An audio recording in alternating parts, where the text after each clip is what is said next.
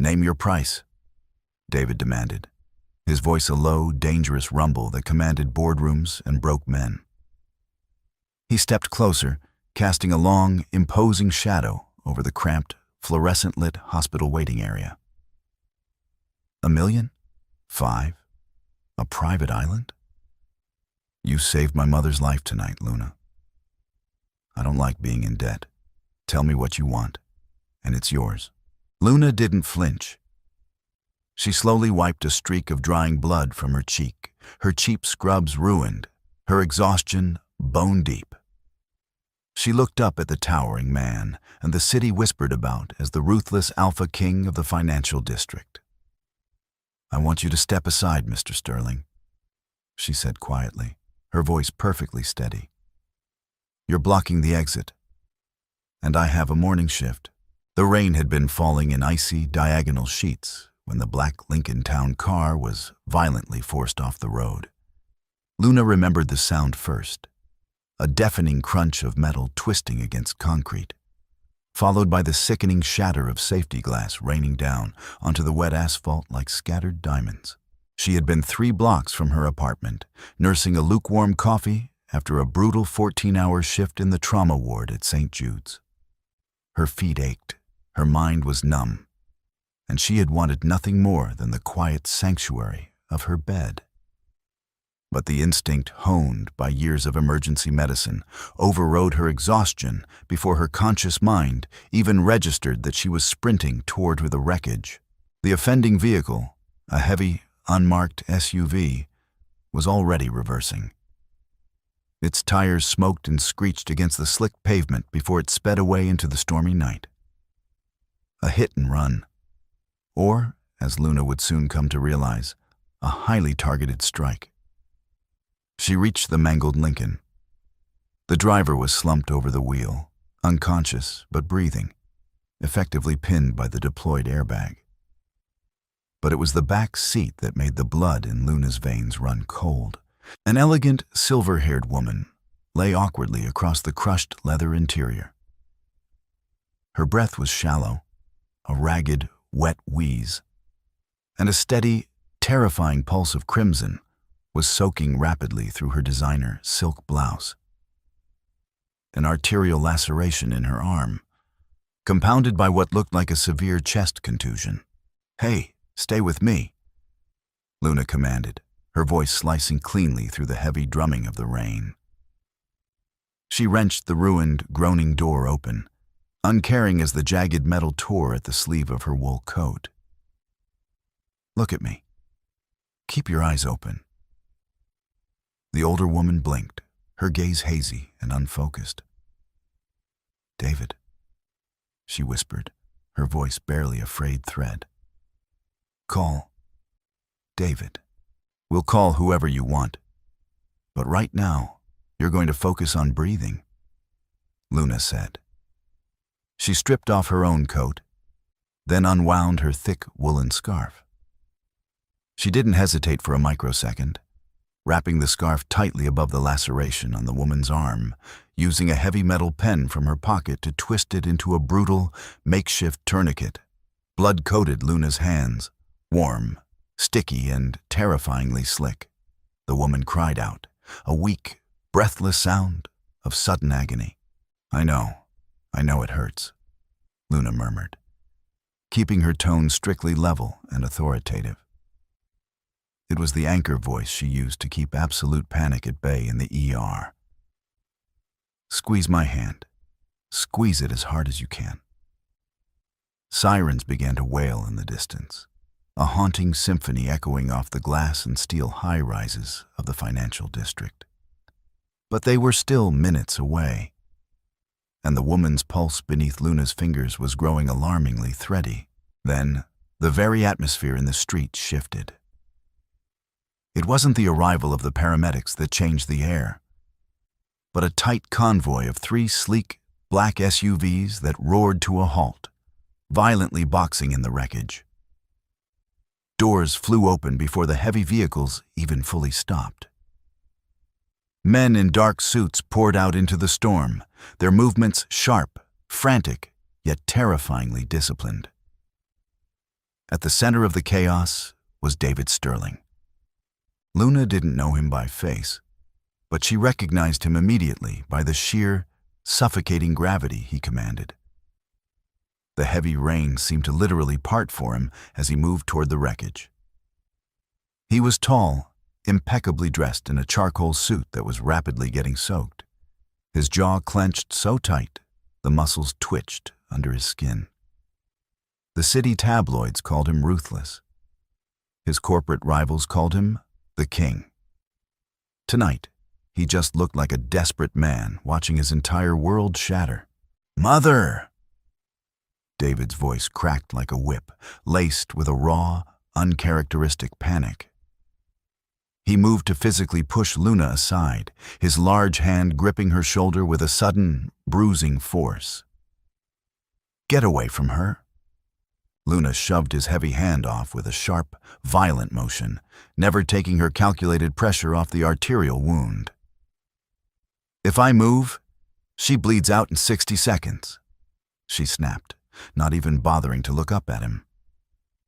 "Unless you have a medical degree in that tailored suit, back the hell up and let me work." Dead silence fell over the perimeter. The heavy rain continued to fall, but the security detail froze entirely, staring in shock at the drenched woman in the cheap scrubs who had just barked a lethal order at David Sterling. David froze, his broad chest heaving. His dark, piercing eyes darted from his mother's pale face to the terrifying amount of blood coating Luna's arms, and then down to Luna's steady, unyielding expression. He saw the improvised tourniquet. He saw the calculated, life-saving pressure. He stepped back, just half a pace, a silent, agonizing concession. "Hold on, Mother," David said, his voice dropping to a gravelly murmur. He knelt directly into the wet glass beside the door, completely ignoring the absolute ruin of his bespoke clothes.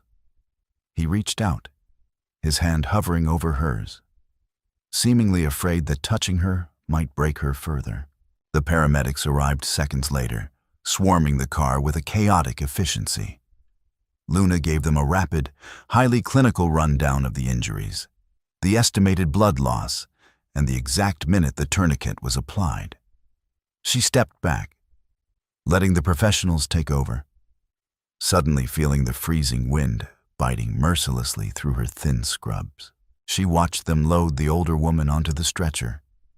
Eleanor's pale hand weakly reached out, her fingers softly brushing the blood-stained sleeve of Luna's scrubs before the paramedics gently guided her arm back. "Thank you," the older woman mouthed silently, her eyes fluttering shut. David stood amidst the flashing red and blue lights, a dark, unmoving monolith. He was issuing low, sharp orders into a cell phone, his eyes meticulously tracking his mother's stretcher. But as the ambulance doors slammed closed, his gaze slowly turned. He locked eyes with Luna through the torrential rain. The look was entirely unreadable, heavy, piercing, and overwhelmingly intense. He didn't say a word, but the weight of his stare made the hairs on the back of her neck stand up.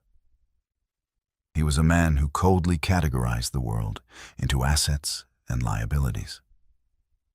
Luna had just violently inserted herself into his meticulously controlled life, and neither of them knew what that meant yet. Luna simply turned on her heel, wrapped her arms around herself, and started the cold walk home. The fluorescent lights of the surgical waiting area buzzed with a sterile, maddening hum that set Luna's teeth on edge. She sat in a hard, unforgiving plastic chair, staring blankly at the small styrofoam cup of water resting between her scrubbed, yet still faintly pink hands. She should have gone home. Her own apartment was only a few blocks from the crash site, and her bed was calling to her. Yet, the severe adrenaline crash had anchored her to this spot, waiting out of pure professional habit for the surgical team's final verdict on Eleanor Sterling. The heavy double doors of the waiting room pushed open, not with a standard sigh of pneumatic hinges, but with a forceful, definitive swing that announced a commanding presence. David Sterling walked in. He looked strikingly different under the harsh, unforgiving hospital lighting. The rain had dried in his dark hair, leaving it slightly unruly.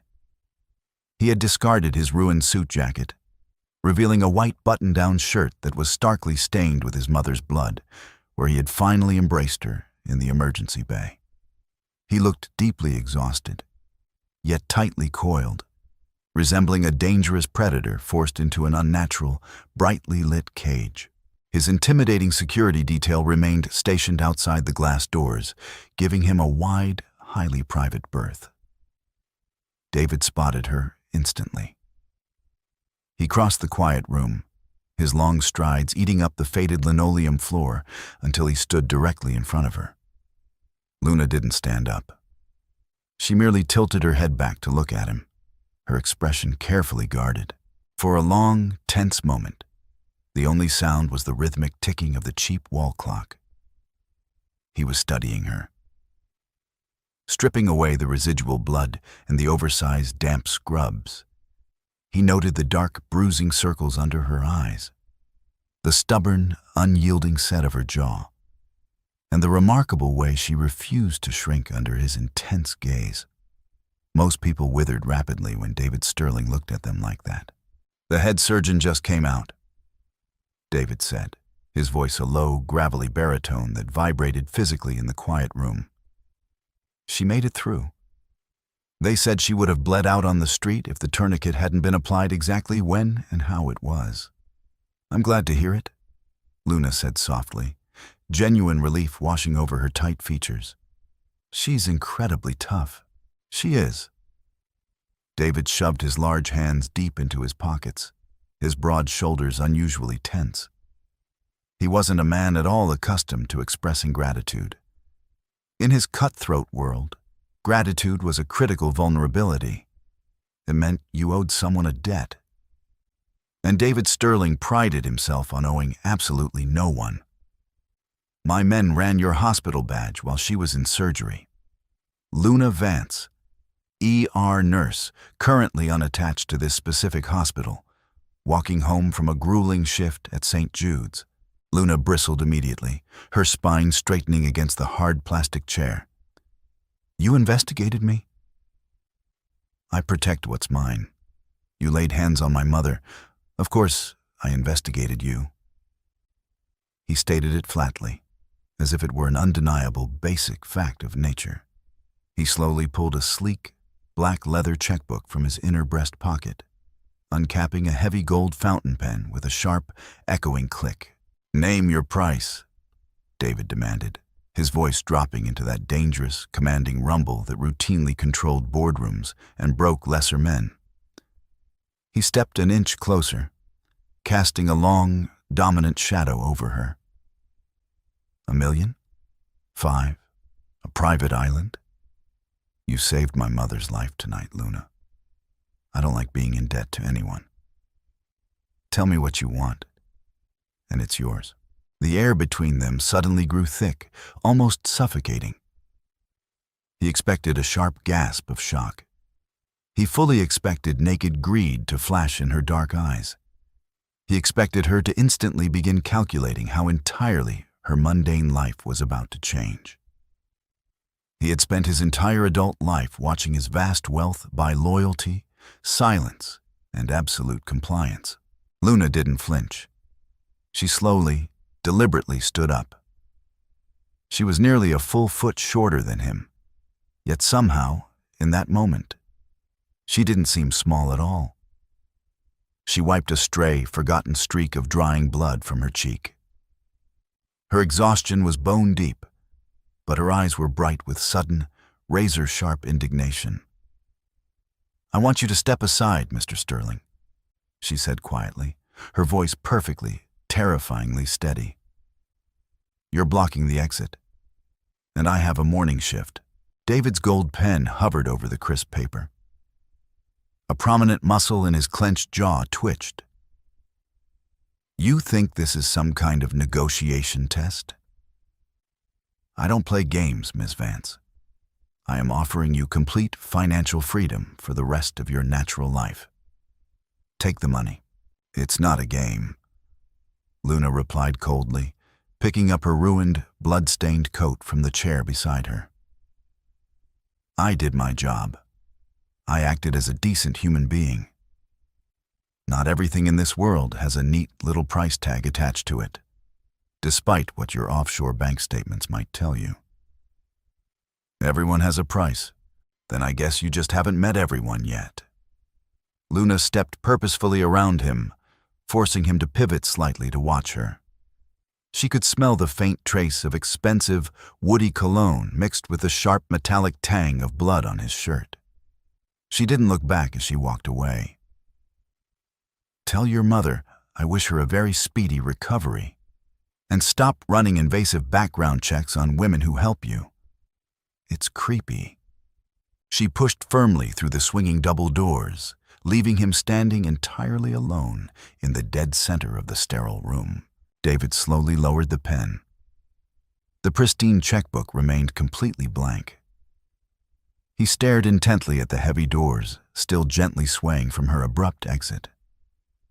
For the first time in over a decade, David Sterling was completely, utterly speechless. He had offered her the entire world on a silver platter, and she had looked at it like it was a piece of dirty trash stuck to the bottom of her shoe. A strange, entirely unfamiliar sensation coiled tight in his chest. It wasn't anger. It was intrigue. A dangerous, all-consuming intrigue. His lead security detail, a heavily scarred man named Marcus, stepped quietly into the room. Sir, should we follow her? Make sure she signs a standard NDA regarding the attack? David kept his dark eyes locked on the empty doorway. The faint scent of her, fresh rainwater and cheap institutional hospital soapy, lingered stubbornly in the air. No, David murmured. A dark, deeply complicated shadow crossing his handsome features. He slowly clicked the gold pen closed, slipping it back into his pocket. Leave her alone. For now. But as he turned and walked down the long corridor toward his mother's recovery room, David knew with absolute, terrifying certainty that this wasn't the end. It was merely the inciting incident of something he couldn't yet define. Luna Vance had just openly, effortlessly refused his absolute control, and David Sterling never left a loose end unwrapped. The relentless, pulsing rhythm of St. Jude's emergency department was a chaotic symphony Luna knew intimately. It was a world constructed of blaring telemetry monitors, the sharp scent of industrial antiseptic, and the desperate, hurried footsteps of medical staff fighting back the tide of the city's worst nights. For 3 days following the incident with Eleanor Sterling, Luna threw herself into this grueling environment with a renewed, almost punishing vigor. She wanted to scrub the memory of David Sterling's piercing dark eyes and his blank checkbook from her mind entirely. She almost believed she had succeeded. Right up until the hospital's overhead intercom chimed with an unusually polite cadence. Nurse Vance to the Chief Administrator's office. Nurse Vance, please. Luna paused, a fresh bag of saline suspended in her hand. The Chief Administrator, Dr. Elias Thorne, occupied the plush, quiet top floor of the hospital.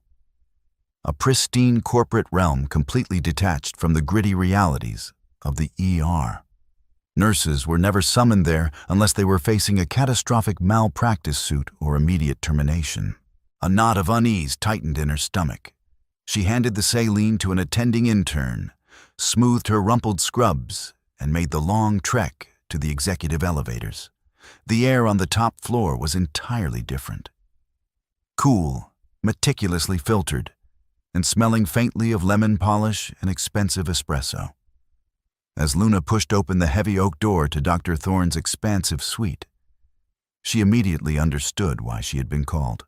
David Sterling was sitting comfortably in one of the leather guest chairs. He was dressed in a flawlessly tailored navy suit that likely cost more than Luna's annual salary. looking like a sleek, apex predator resting casually in a very fragile glass house. Dr. Thorne, a usually pompous and unshakable man, was sweating visibly behind his massive mahogany desk, nervously shuffling a stack of embossed documents.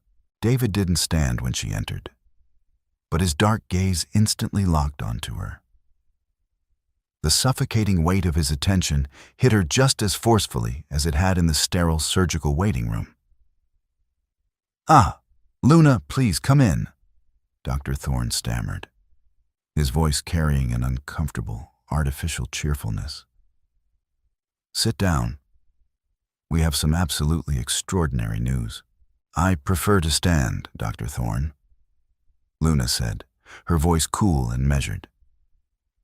She crossed her arms over her chest, deliberately keeping her distance from David. "What is this about? I have patients waiting in triage."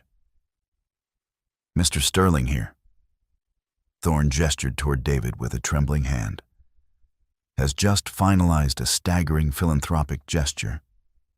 A $5 million absolute donation to St. Jude's, specifically earmarked for the complete modernization of the Trauma and Emergency Department." Luna's breath hitched slightly. $5 million. It was a transformative, life-saving sum. It meant new MRI machines, updated surgical bays, and fully stocked supply closets that didn't run empty by mid-month. It was everything she and her colleagues desperately begged for during every budget meeting. "That is incredibly generous," Luna managed to say, her eyes darting suspiciously to David. "But I don't understand why I am here. Hospital funding is a board matter." David finally spoke, his deep baritone vibrating through the quiet, air-conditioned room. "The donation comes with a single, non-negotiable stipulation, Ms. Vance." He uncrossed his long legs and leaned forward, resting his elbows on his knees. The casual posture did nothing to diminish his imposing presence. "I don't trust bureaucratic committees to allocate my capital efficiently. The funds will be placed into a specialized trust, and you are going to oversee every single dollar of it." Luna stared at him, completely stunned. "Excuse me?" "You heard me," David replied smoothly. "You will be promoted to the head of Emergency Resource Management, effective immediately. You will decide which machines are purchased, which contractors are hired, and how the department is restructured. I am a floor nurse, Mr. Sterling. I treat patients. I don't sit in an office reviewing purchase orders. You know exactly what that department needs better than any administrator in this building." David countered, his tone perfectly level, yet utterly unyielding. "You demonstrated exceptional crisis management and decisive action under severe pressure on the street with my mother. You are capable, and more importantly, you are entirely incorruptible." Luna felt a flash of pure, white-hot anger. He hadn't accepted her refusal at the hospital. He had simply changed tactics. He couldn't buy her with a personal check, so he was cornering her morally. He was using her own deep, unwavering dedication to her patients to force her into his sphere of influence. "You're doing this to trap me," Luna accused, stepping forward, entirely ignoring Dr. Thorne's shocked gasp at her deeply unprofessional tone. "Because I walked away from you." David held her furious gaze without a flicker of remorse. "I am offering a severely underfunded hospital the means to save thousands of lives. Are you truly arrogant enough to let your personal pride turn away $5 million, Luna?" He had her. He knew it, and she knew it. The trap was masterfully constructed, utilizing her own empathy as the heavy steel bars. If she refused, she would have to look her exhausted colleagues in the eye and explain why she turned down their salvation. Silence stretched through the heavy, oak-paneled room. Luna's fingernails bit sharply into the palms of her hands. "Fine," Luna said softly, the word tasting like ash in her mouth. She glared down at him, her dark eyes flashing with a dangerous, defiant spark. "I'll manage your money, Mr. Sterling. But understand this. I am not your employee, I am not your asset, and I will not be your pawn. I report to the hospital, not to you." A faint, almost imperceptible smirk ghosted across David's lips. It wasn't a smile of victory, but one of deep, genuine fascination. "We shall see," he murmured. The transition from ER nurse to administrative overseer was abrupt, jarring, and thoroughly exhausting. By Friday night, Luna's head was pounding with the phantom echoes of vendor negotiations and equipment spreadsheets. She left St. Jude's long after the sun had set, stepping out into the chilly, unforgiving evening air. The city was painted in harsh, flickering neon and deep, ink-black shadows.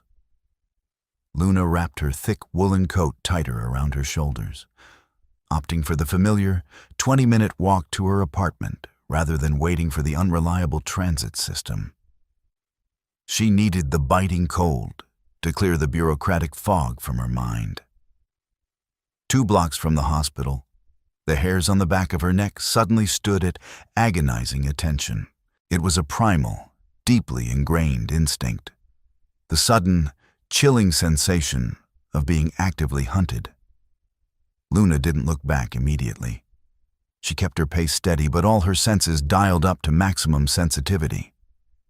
Over the distant wail of a siren and the low hum of city traffic, she isolated a specific sound. The heavy, slow rumble of a high-performance engine rolling at a crawl. She discreetly glanced at a reflection in the darkened window of a closed bakery. A heavy, unmarked black SUV was pacing her exactly half a block behind. Its headlights were off, its windows tinted so darkly they absorbed the surrounding streetlights. It looked terrifyingly identical to the vehicle that had brutally rammed Eleanor Sterling's car off the road. Luna's heart began to hammer a frantic, violent rhythm against her ribs. "They know who I am." The thought flashed through her mind, cold and sharp as a scalpel. "I'm a witness." She forced herself not to run. Running triggered a predator's instinct to chase. Instead, she took a sudden, sharp right turn down a narrow cobblestone side street, hoping the tight space would prevent the heavy vehicle from following. She heard the squeal of heavy tires on the pavement. The SUV didn't try to navigate the alley. Instead, it aggressively blocked the entrance behind her. Luna broke into a sprint. The alley was dimly lit, reeking of damp cardboard and stale rain. Her sensible nursing shoes slapped against the wet stones. She fumbled desperately in her coat pocket for her phone, her fingers clumsy and numb with sudden, spiking adrenaline. Before she could pull it out, a tall, broad-shouldered figure stepped out from the deep shadows of a recessed doorway ahead of her, completely blocking her exit. Luna stopped dead, her breath coming in rapid white clouds in the cold air. She spun around. 2 men had exited the SUV and were walking briskly down the alley toward her. They were dressed in nondescript dark clothing, their faces obscured by the shadows. But their intent was sickeningly clear. She was trapped. "Hey, sweetheart," one of the men behind her called out, his voice a low, gravelly sneer. "We just want to ask you a few quick questions about what you saw the other night. No need to run." Luna backed herself tightly against the rough brick wall of the alley, raising her keys, sliding the sharpest metal key between her knuckles. It was a pathetic defense against 3 grown men, but she refused to go down quietly. "Stay away from me," Luna commanded, channeling every ounce of her ER anchor voice, though it trembled slightly at the edges. The man in front of her chuckled, taking a menacing step forward into the dim light. He never took a second step. From the fire escape above, a heavy, silent mass dropped with terrifying precision. It was Marcus.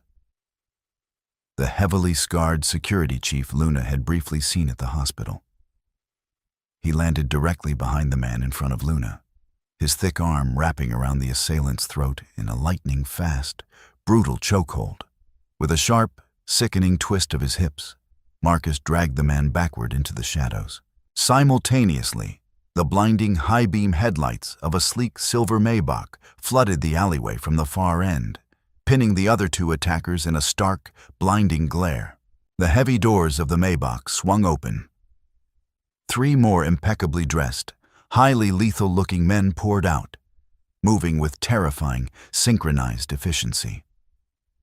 They descended upon the 2 attackers before the men could even draw the weapons hidden beneath their jackets.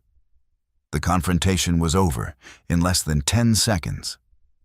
A flurry of calculated strikes, muffled groans, and the heavy thud of bodies hitting the cold pavement.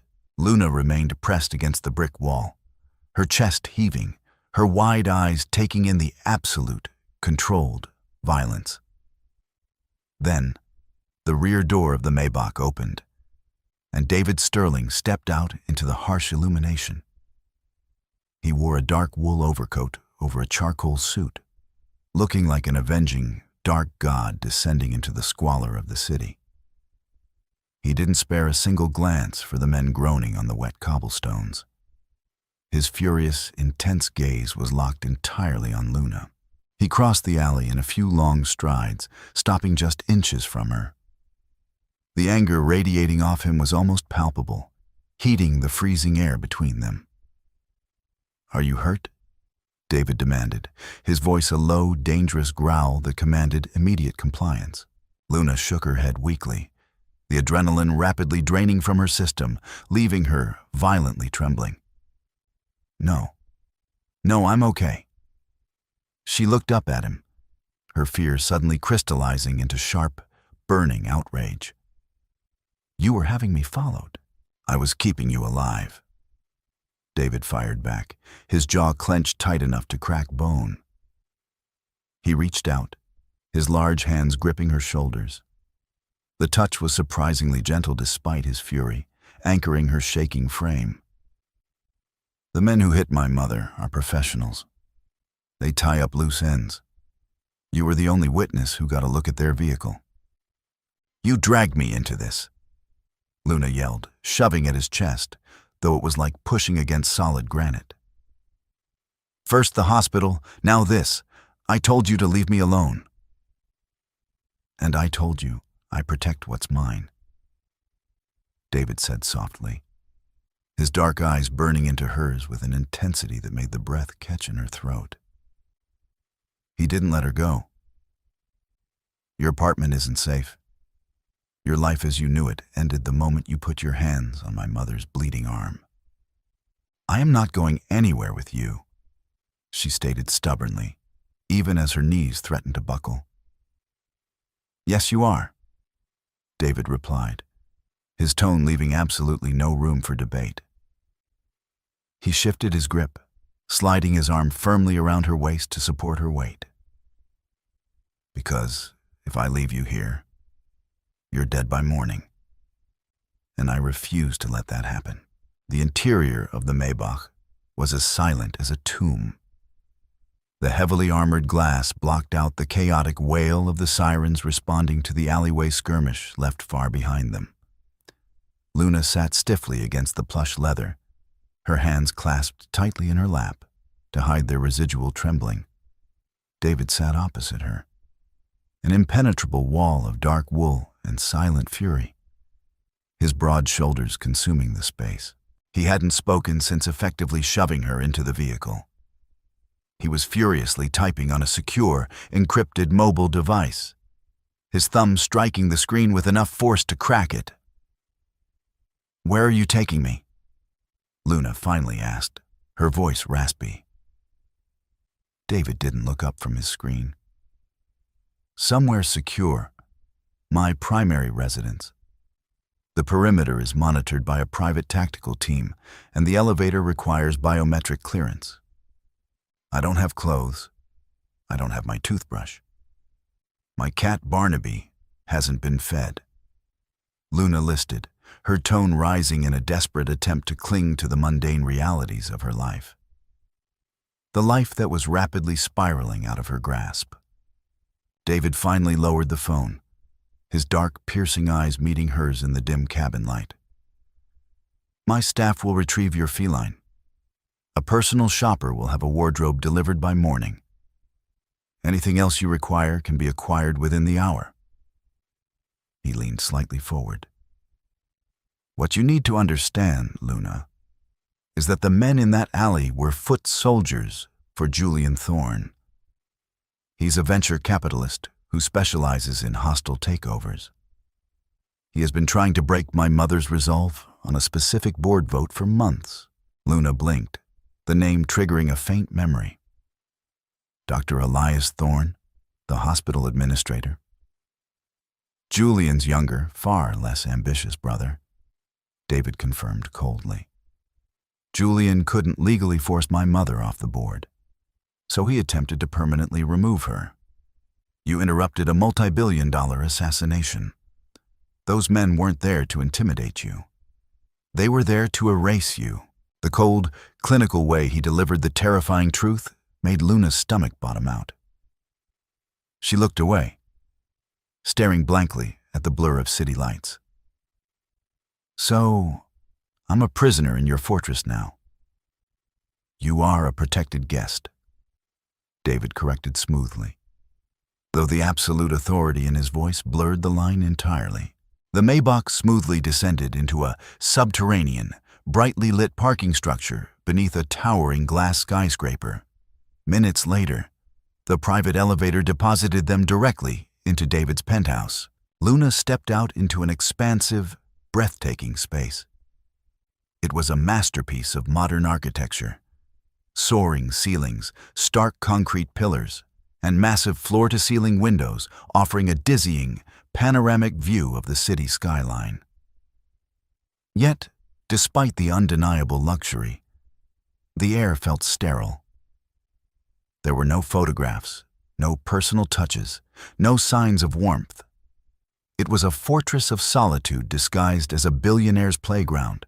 David shed his overcoat, tossing it carelessly over a minimalist slate sofa. He walked straight to a sleek glass bar, pouring 2 fingers of amber liquid into a heavy crystal glass. He downed it in a single, sharp swallow. "There are 3 guest suites down the east corridor," David said, his back still turned to her. "Pick whichever you prefer. Marcus will be stationed at the elevator doors." Luna remained stubbornly near the entrance, her arms crossed tight over her chest. "How long, David?" The use of his first name, spoken with such exhausted defiance, made him pause. He turned slowly, leaning his hip against the bar. He looked exhausted, the adrenaline finally leaving his system to reveal the heavy toll of the past few days. "Until Julian Thorne is legally neutralized," David answered quietly. "My legal team and private investigators are compiling the evidence from tonight's attack. It will take time to build an airtight RICO case that the district attorney cannot ignore." "I am a nurse," Luna stated, taking a slow step toward him. Her fear was beginning to burn away, replaced by the familiar, stubborn fire that defined her. "I save lives. I don't hide in glass towers while other people fight my battles. I accepted your absurd promotion, but I refuse to sit here like a terrified bird in a cage." David set the crystal glass down with a sharp clack. In 2 long strides, he crossed the room, stopping mere inches from her. He was so close she could feel the heat radiating from his chest. "You don't understand the rules of this game, Luna," David murmured, his voice dangerously soft. "People in my world do not play fair. They exploit vulnerabilities. And right now, you are the most glaring vulnerability I have." Luna tilted her chin up, refusing to back down from his imposing height. "I am not yours to be vulnerable about."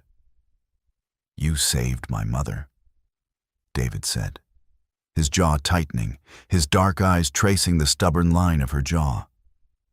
"That makes you my responsibility, and I do not fail my responsibilities. You will stay here. You will be safe. That is not a request." Luna stared into his unyielding eyes, seeing the deep, fractured fear he tried to mask with ruthless authority. She saw a man terrified of losing the people he cared about. "I'll stay tonight," Luna whispered softly, diffusing the explosive tension with a measured, clinical calm. She watched a flicker of surprise cross his features. "But tomorrow, I am going to work. You can send your army with me if you must, but you will not stop my life." She turned and walked down the east corridor without waiting for his permission, leaving the Alpha King standing alone in the vast, echoing silence of his own making. Morning arrived with the muted, elegant hum of city traffic filtering through the thick glass of the penthouse. Luna awoke in a bed large enough to sleep a family of 4, the sheets woven from impossibly soft Egyptian cotton. True to David's word, Barnaby the cat was sleeping soundly at the foot of the bed, entirely unbothered by his sudden elevation in real estate. On a sleek chair nearby sat a row of garment bags, housing a meticulously curated selection of professional attire. Luna ignored the designer dresses, opting for a crisp, tailored black suit that felt like modern armor. She pinned her dark hair up in a severe, no-nonsense twist. When she entered the sprawling, sunlit kitchen, David was already sitting at the massive marble island, a tablet in one hand and a cup of black coffee in the other. He wore a perfectly tailored gray suit, looking sharp, composed, and entirely unfazed by the previous night's violence. "Marcus will drive you," David said without looking up from his screen. "He will remain with you at all times. If you leave the administrative floor, he follows." "Good morning to you too," Luna replied dryly, pouring herself a cup of coffee. She leaned against the marble counter. "I don't need a bodyguard to review supply manifests. You require a bodyguard to breathe the air outside this building," David countered calmly, finally meeting her gaze. A brief, unreadable spark flashed in his dark eyes as he took in her sharp, professional appearance. "Do not argue with Marcus. He lacks my infinite patience." An hour later, Luna found herself back at St. Jude's, ensconced in a surprisingly plush office that smelled of fresh paint. True to David's warning, the imposing, heavily scarred Marcus stood like a silent gargoyle outside her frosted glass door. Luna booted up the high-end computer on her desk. She had $5 million of David Sterling's money to allocate, and she intended to use every single cent to fortify the emergency department. But as she began cross-referencing the hospital's current supply contracts with their astronomical failure rates, an icy knot formed in her stomach. It wasn't just administrative incompetence. The shortages that plagued St. Jude's, the lack of IV fluids, the broken monitors, the inexplicably delayed shipments of vital surgical tools were entirely systemic. Luna pulled up the master vendor ledger, her eyes scanning the dense rows of data. Almost 70% of the hospital's critical supplies were funneled through a single, recently acquired logistics firm, Apex Medical Supply.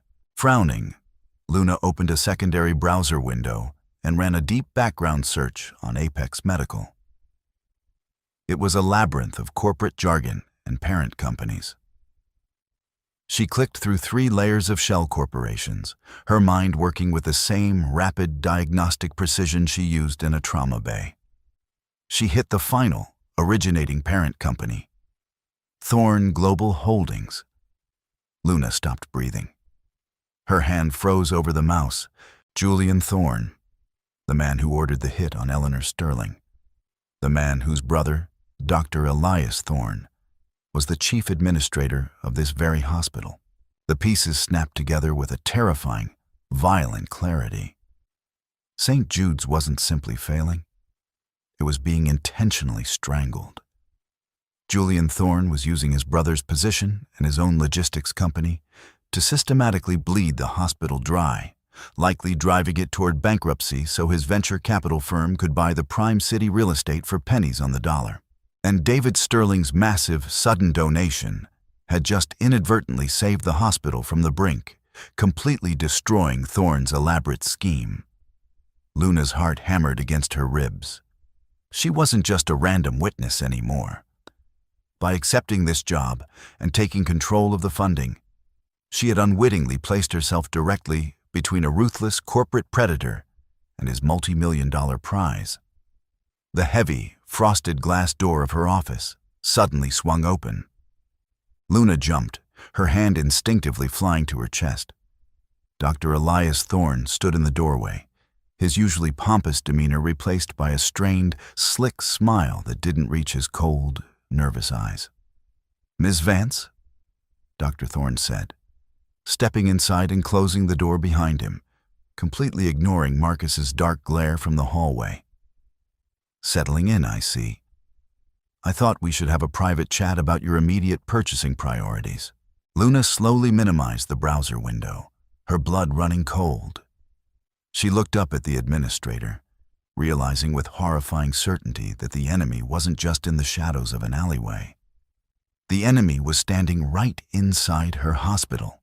Dr. Elias Thorne's smile was as perfectly constructed as a porcelain mask, and just as hollow. He stood between Luna and the heavy frosted glass door, his hands clasped casually in front of him. To any casual observer, he was merely a supportive administrator checking in on a new department head, but Luna saw the slight tremor in his fingers and the cold, calculating sheen in his eyes. "Dr. Thorne," Luna said, forcing her voice to remain entirely level. She leaned back in her ergonomic chair, resting her hands flat on the desk to hide the way her knuckles had turned white. "What can I do for you?" "I was just reviewing the historical supply manifests." Elias's smile tightened a fraction of an inch. "Ah, yes. The manifests. Tedious work, I assure you. I came to offer my guidance. A $5 million budget is a massive undertaking for someone with, well, strictly clinical experience. I thought we could streamline the process. Keep our current, reliable vendors in place to avoid disrupting patient care." Reliable vendors, Luna thought, her blood running like ice water in her veins. Apex Medical, your brother's shell company. Continuity is important. Luna agreed smoothly, playing the exact role of the naive nurse he expected her to be. She casually clicked a folder on her desktop, effectively burying the browser window that linked him to the assassination attempt on Eleanor Sterling.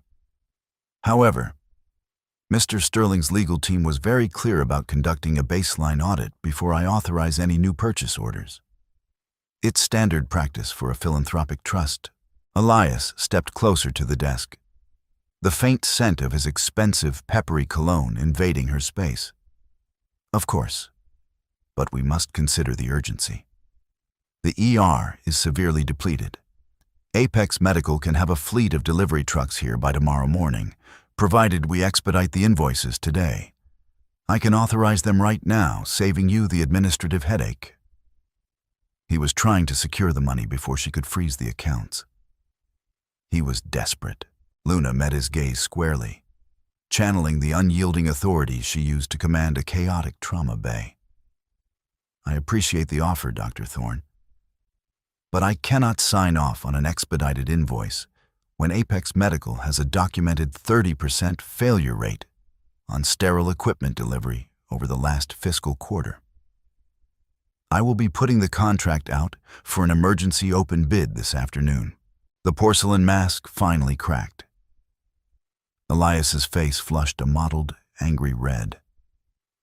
For a terrifying second, the polished administrator vanished, replaced by a man backed into a very dangerous corner. He planted both hands heavily on her desk, leaning over her. "You are overstepping, Miss Vance," Elias hissed, his voice dropping the polite facade entirely. "You are a floor nurse playing a game you do not comprehend. You will authorize the Apex invoices by noon, or I will have you removed from this hospital by security for gross insubordination." Luna didn't shrink back. Instead, she stood up, forcing him to look her in the eye. "I report to the Sterling Trust, Dr. Thorne, not to you. If you attempt to have me removed, I will immediately freeze the entire $5 million fund and pending a full federal audit of your historical ledger. Now, please step away from my desk." Elias stared at her, genuine shock mingling with naked fury. He slowly straightened up, his chest heaving. "You are making a catastrophic mistake," he murmured darkly. Without another word, he turned and stormed out of the office, slamming the frosted glass door so hard the frame rattled. The moment he was gone, Luna's knees gave out. She sank back into her chair, her heart hammering violently against her ribs. She couldn't stay here. The hospital was compromised.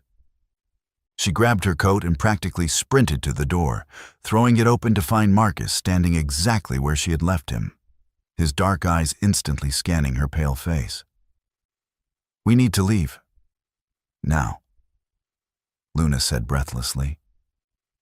Marcus didn't ask questions.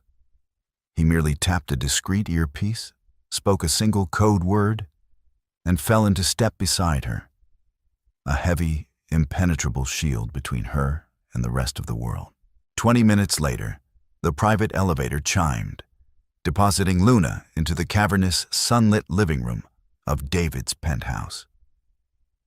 David was standing by the floor-to-ceiling windows, speaking rapidly in French on his mobile phone. The moment he saw Luna, he ended the call, tossing the device onto a nearby glass table. His sharp gaze immediately zeroed in on her disheveled state and the residual panic still lingering in her eyes. "What happened?" David demanded, crossing the vast room in seconds. Luna didn't bother with a preamble. "Elias Thorne, the hospital administrator. I traced the hospital's primary supply vendor through 3 shell corporations. It's owned by Julian Thorne. Elias just tried to corner me into funneling your donation directly into his brother's company." David stopped dead, his imposing frame going perfectly still. The silence in the penthouse became absolute, heavy and suffocating. When he finally spoke, his voice was a terrifyingly soft whisper. "The hospital isn't just a real estate target," David deduced, his brilliant, ruthless mind snapping the pieces together instantly. "It's a laundering front. Julian is using the inflated medical supply contracts to wash his illicit capital, and Elias is facilitating it from the inside." He looked at Luna, his dark eyes wide with a sudden, horrifying realization. "And you just threatened to audit his books." "I told him I was freezing the funds," Luna confirmed, her voice trembling slightly as the reality of her actions settled in. "He knows I'm onto him, David." "Damn it, Luna," David roared, the explosive sound shattering the quiet room. He ran a hand forcefully through his dark hair, turning away from her as a terrifying wave of panic rolled off him. "I told you to review equipment, not play amateur detective. You just painted a target on your back for a man who tried to murder my mother in cold blood." "I am trying to save my hospital," Luna fired back, her own fear turning to defensive anger. "I couldn't just hand him your money." David spun back around, closing the distance between them until he was mere inches away. His chest heaved beneath his tailored shirt. He reached out, his large hands gripping her upper arms, not tight enough to hurt, but firm enough to anchor her completely to him. "I don't care about the money," David said, his voice ragged, entirely stripped of its usual cool authority. "I care about you. If Julian knows you are a threat to his operation, he will not hesitate to eliminate you. Do you understand me? You are not going back to St. Jude's." Luna looked up into his dark eyes, stunned by the raw, unguarded terror she saw there. The Alpha King, the man who controlled half the city, was terrified of losing her. "David," she whispered, the fight draining out of her. "You stay here," he commanded softly, his thumbs unconsciously tracing the soft fabric of her coat. "My team will rip Julian Thorne's empire apart piece by piece. But you are out of the game, Luna. I won't lose you." For the first time since the night in the rain, Luna didn't pull away from his touch. She simply nodded, allowing the heavy, complicated truth of his words to settle between them. Thank you so much for reading She Saved the Alpha King's Mother and Became the One Thing He Couldn't Control. If you enjoyed this journey of high-stakes tension, unwavering bravery, and fierce romance, please like, share, and subscribe to our channel. Leave a comment below letting us know your favorite moment, and stay tuned for more dramatic, original stories coming soon.